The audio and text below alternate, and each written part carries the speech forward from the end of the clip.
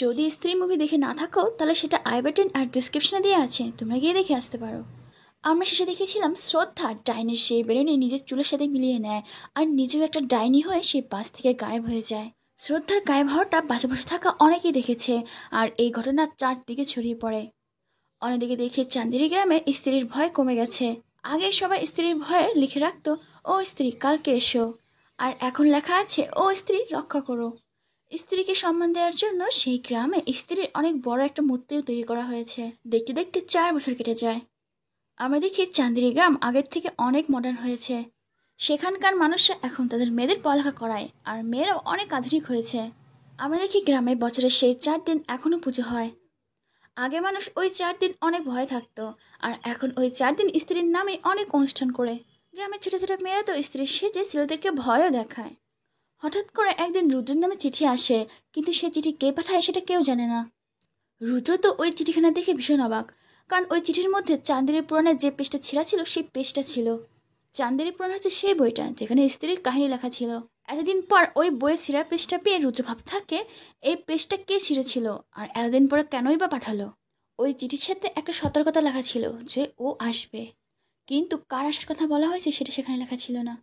অন্যদিকে আমরা ভিকিকে দেখি, যে কিনা শ্রদ্ধার প্রেমে এখনো পাগল, তার জন্য সে দেবদাস হয়ে বসে আছে। তার দৃঢ় বিশ্বাস শ্রদ্ধা একদিন ফিরে আসবে, এ কারণে সে এখন অব্দি কোনো গার্লফ্রেন্ডও বানায়নি। অন্যদিকে দেখি ভিকির বন্ধু বিট্টুর একটা গার্লফ্রেন্ড হয়েছে যার নাম চিট্টি। সে ভীষণ মডার্ন। বিট্টু রাতের বেলায় চিট্টিকে ঘুম পাড়িয়ে ভিকির সাথে দেখা করে যেন বাইরে আসে, কিন্তু তারা হঠাৎ করে চিট্টির চিৎকার শুনতে পায়। আর তারা যখন ভেতরে যায় গিয়ে দেখে সেখানে চিট্টি নেই। সেখানে শুধুমাত্র একটা বাড়ির দেয়াল পুরোপুরি ভাঙা, যেখানে একটা ধাক্কায় সেই দেয়ালটা ভেঙেছে। দেখেই মনে হচ্ছে অনেক বড়সড় কোনো দানব হবে। গ্রামের সবাই মিলে চিট্টিকে খুঁজতে থাকে যে চিট্টি কোথায় গেল আর তার সাথে কি হলো। চিট্টিদের বাড়ির বাইরে একটা ভিখারি বসেছিল।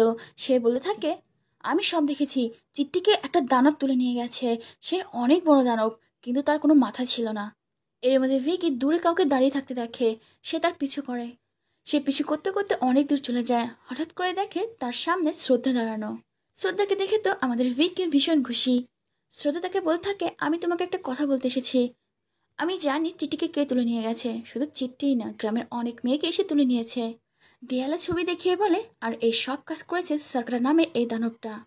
সার্কার হচ্ছে সেই লোকটা যেখানে বেশ্যাকে মেরে ফেলেছিল, আর পরে সেই বেশ্যা স্ত্রী হয়েছে। ভিকি তখনই রুদ্রের কাছে যায় আর বলে সে সেরা পৃষ্ঠা কোথায়। সেই পৃষ্ঠাতে লেখা আছে সেই বেশ্যাকে কে মেরেছিল আর তার আসল ঘটনা। তখন রুদ্র বলে, হ্যাঁ, ওই পৃষ্ঠায় লেখা ছিল চন্দ্রভান নামে এই গ্রামে একজন প্রধান ছিল। চন্দ্রভানের শরীর ছিল দানবের মতো, আর সে ছিল খুবই চরিত্রহীন। সে স্ত্রীদেরকে অনেক নিচু চোখে দেখত। সে মনে করতো স্ত্রীর কাজ হচ্ছে সেক্স করা আর বাচ্চা দেয়া। চন্দ্রভান আর তার লোকজন একজন বেশ্যার কাছে যেত। ওই বেশি যখন ঠিক করে সে বিয়ে করবে, তখন চন্দ্রভান আর তার লোকজন মিলে সে বেশ্যা আর তার প্রেমিককে মেরে ফেলে। তা আবার ওই বেশ্যার ছোট্ট মেয়ের সামনে।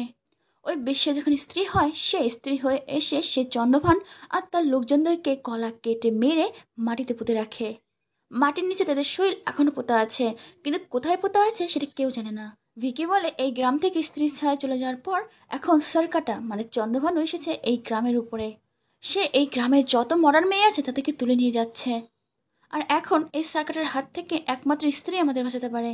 কিন্তু সমস্যাটা হচ্ছে স্ত্রী এখন কোথায় আছে, আর তার চুলও তো কেটে ফেলা হয়েছে, যার ফলে তার শক্তিও নেই। সে কি করে সার্কাটের সাথে লড়াই করবে? তখন রুদ্র বলে, বেলুনি ছাড়াও স্ত্রীর শক্তি আছে, আর স্ত্রীকে খোঁজার জন্য আমাদেরকে জানাকে লাগবে। তারা জানাকে আনার জন্য দিল্লিতে যায়। জানা অনেকদিন ধরেই তার কাজিন ভাস্করের সাথে ছিল। ভাস্কর হচ্ছে ভিরিয়া মুভির বরুণ ধাবান, যে কিনা ইচ্ছাধারী নেকড়ে। তারা জানাকে আসল সত্য না জানিয়ে তাকে ভুলিয়ে ভালিয়ে চান্দারি গ্রামে নিয়ে আসে। স্ত্রী ঘটনার পর থেকে জানা এখনো মাঝে মাঝে বেহুশ হয়ে যায়। তাই তারা ভাবে জানাকে এখনো স্ত্রী বশ করে রেখেছে, তাই জানার মাধ্যমেই তারা স্ত্রীকে ডাকতে পারবে। রুদ্র, ভিকি আর বিট্টু জানাকে স্ত্রীকে খুঁজতে বলে। প্রথমে তো জানা না করে দেয়, কিন্তু বারবার বলাতে সে রাজি হয়। এরপরে দেখি তারা 4জন রাতের বেলা বাইক নিয়ে সেই হাভলিতে যায় স্ত্রীকে খোঁজার জন্য। তারা 4জন মিলে স্ত্রীকে খুঁজতে থাকে, কিন্তু তারা স্ত্রীকে পায় না। কিন্তু মাঝখান থেকে কেউ জানাকে তুলে নেয়। বাকি 3জন যখন বুঝতে পারে জানা গায়েব হয়েছে, তারা জানাকে খুঁজতে থাকে।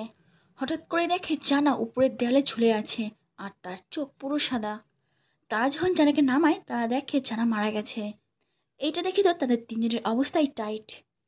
কিন্তু হঠাৎ করেই জানা লাফ দিয়ে ওঠে আর সবাইকে বলে, পালাও।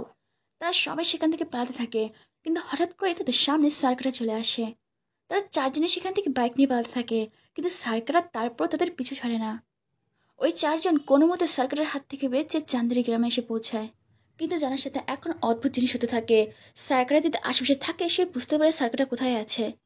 তারা সার্কারের হাত থেকে বাঁচার জন্য এক জায়গায় লুকিয়ে পড়ে, কিন্তু সার্কাররা তারপর তাদেরকে ধরে ফেলে।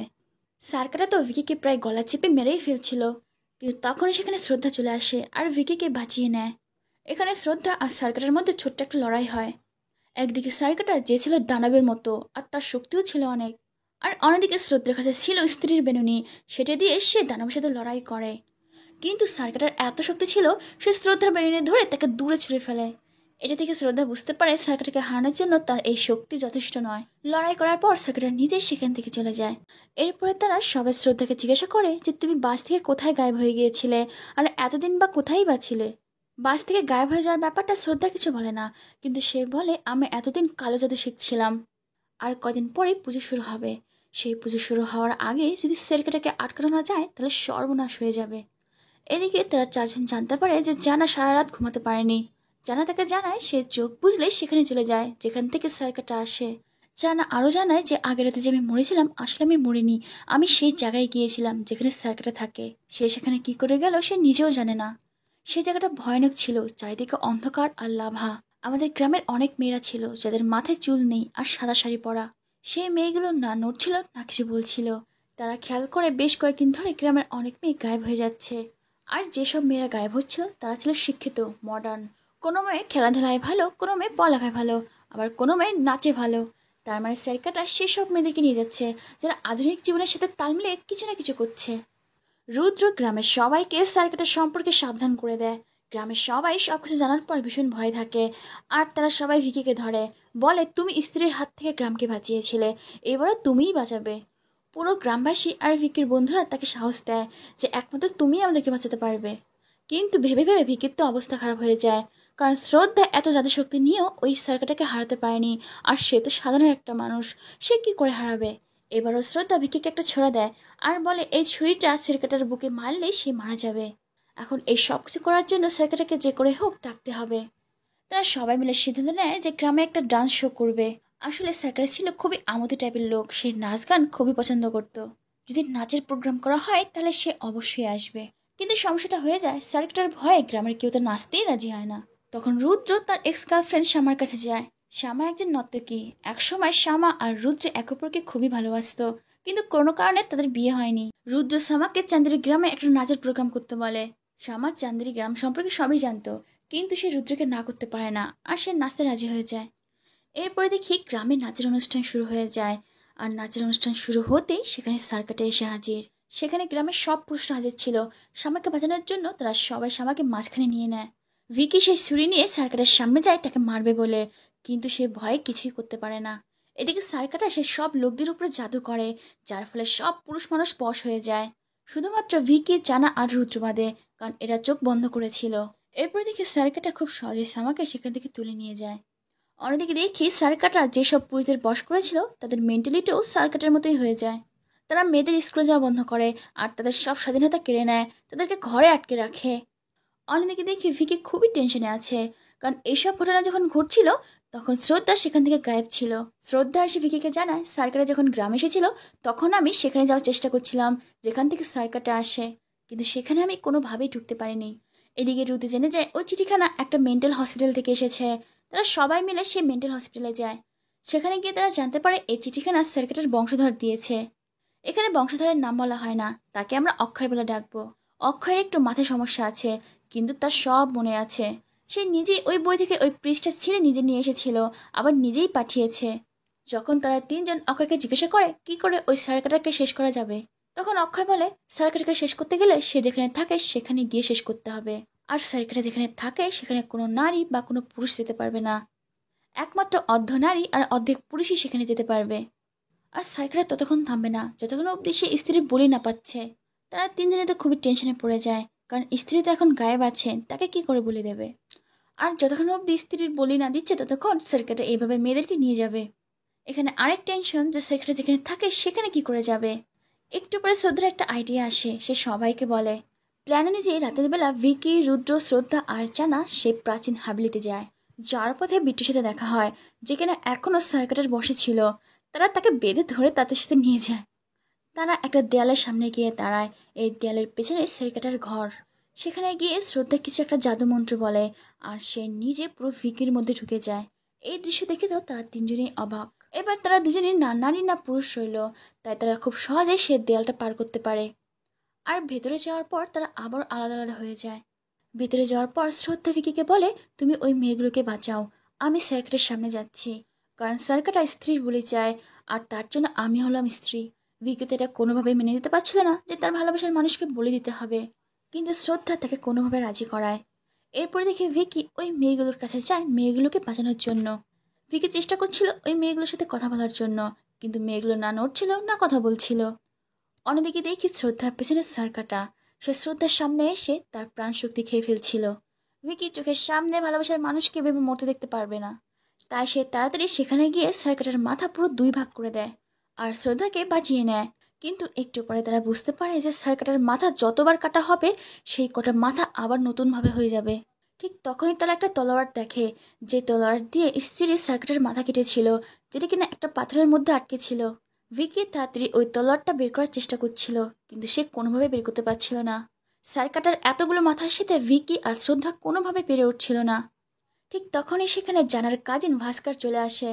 ভাস্কর ছিল একটা ইচ্ছেধারী নেকড়ে। ভাস্কর নেকড়ে হয়ে সার্কাটের সাথে লড়াই করতে থাকে, কিন্তু সে বেশিক্ষণ টিকতে পারে না। এদিকে দেখি শ্রদ্ধার সাথে লড়াই করতে করতে সার্কাটা শ্রদ্ধার বেরেনি ছিঁড়ে ফেলে, যেটা থেকে সে শক্তি পাচ্ছিল। এখানে সার্কাটা শ্রদ্ধাকে প্রায় মেরেই ফেলছিল। ঠিক তখনই শ্রদ্ধা জোরে করে মা বলে ডাক দেয়, আর শ্রদ্ধার মা বলতেই সেখানটায় স্ত্রী চলে আসে। এবার স্ত্রী আর সার্কাটের সামনাসামনি, তারা দুজনেই টক করে লড়াই করছিল। অন্যদিকে দেখে ভিকি মনের শক্তি দিয়ে সেই তলোয়ারটা বের করে ফেলে, আর সেই তলোয়ারটা দেয় স্ত্রীকে। স্ত্রী সেই তলোয়ার দিয়ে সার্কাটের মাথা দুই ভাগ করে ফেলে, আর সার্কাটের পুরো শরীর লাভাতে পুড়িয়ে দেয়। এদিকে দেখি সার্কাটা মরতেই গ্রামের সব মানুষ তার বশ থেকে মুক্ত হয়ে যায়। অন্যদিকে জানা বাইরে বসে এই সব ঘটনা দেখছিল, কারণ সে চোখ বুঝলেই তো সার্কাটা যেখানে থাকে সে দৃশ্য সে দেখতে পায়। সার্কাটা মরতে সেখান থেকে স্ত্রী চলে যায়, আর সব মেয়েরা মুক্তি পেয়ে যায়। ভিকি গ্রামকে আবার একটা মহা সর্বনাশের হাত থেকে বাঁচিয়েছে। এবার শ্রোতা যখন গ্রাম থেকে চলে যাচ্ছিল, তখন ভিকি তার মনের কথা তাকে বলে যে সে তাকে ভালোবাসে। শ্রদ্ধাও ভিকিকে ভালোবেসে ফেলেছে, কিন্তু তার কিছু গোপন জিনিস ছিল, এই কারণে সে তার ভালোবাসা স্বীকার করতে পারে না। এখানে শ্রদ্ধা ভিকিকে তার নিজের পরিচয়টা দেয়। সে বলে, আমি হচ্ছে ওই স্ত্রীর মেয়ে। আমার একটা উদ্দেশ্যই ছিল, সেটা হচ্ছে আমার মাকে মুক্তি দেয়া, যেটা হয়ে গেছে। এখানে শ্রদ্ধা জানায় যে স্ত্রী মারা গেছে কয়েকশো বছর আগে, আর সে নিজেও একজন আত্মা। এই কথা শুনতে আমাদের ভিকি ভাইয়ের হাওয়া পুরো ফুস হয়ে যায়। যার আগে শ্রদ্ধা কানে ভিকিকে তার নাম বলে যায়, আর তারপরে সেখান থেকে সেই হাওয়া। সার্কাটের মৃত্যুর কয়েকদিন পর একটা ঘটি অক্ষয় পায়। সেই ঘটির মধ্যে সার্কাটের অস্থি ছিল। অক্ষয় সেই লাভার অস্থি থেকে সব শক্তি নিজে নিয়ে নেয়, যার ফলে সার্কাটের সব শক্তি অক্ষয় পেয়ে যায়। আর এখানেই এই সিনেমাটা শেষ হয়। আশা করি এই 3 নম্বর পার্টটাও আসবে। আর সেই মুভি যে এটার থেকেও ধামাকাদার হবে সেটা বোঝাই যাচ্ছে।